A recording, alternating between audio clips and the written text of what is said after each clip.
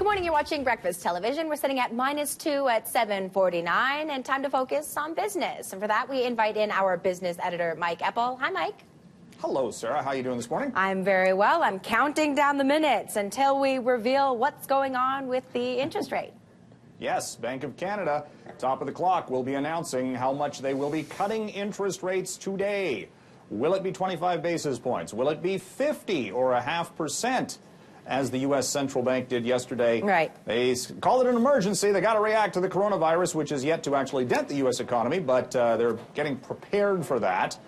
And the Bank of Canada, you know, on one hand, they could cut just because consumer confidence has been down a little bit, and specifically in Western Canada, and more to the point in Alberta.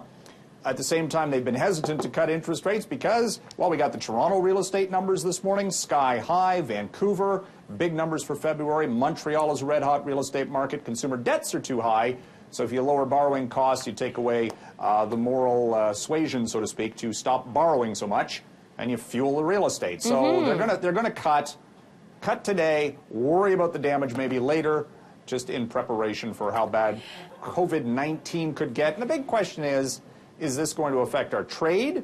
Because it's not really going to hit manufacturing as much, because the U.S. obviously has a much greater manufacturing power, as China is, than we are in Canada. Mike, explain to me what the Biden bounce is. Well, okay, so the theory in the market is that up until last evening, Super Tuesday, where Bernie Sanders was the presumptive Democrat candidate to take on Donald Trump in the general election, while Joe Biden had a terrific day, picked up all sorts of delegates, the momentum has swung in his favor.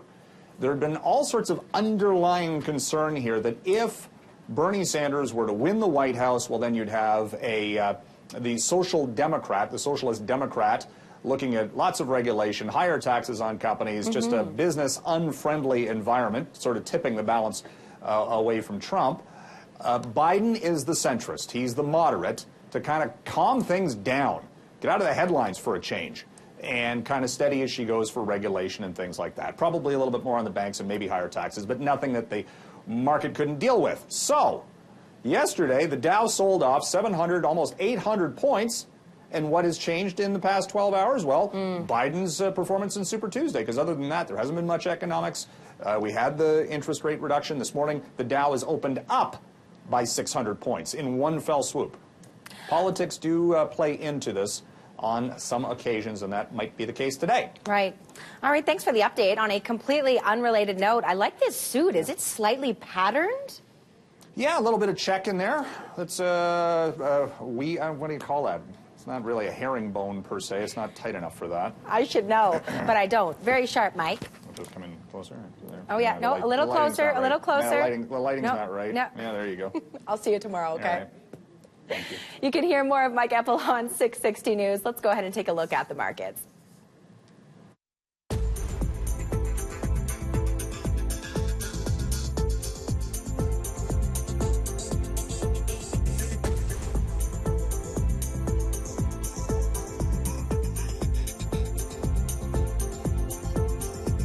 This portion of BT is brought to you by 660 News, Calgary's breaking news, weather, and traffic station.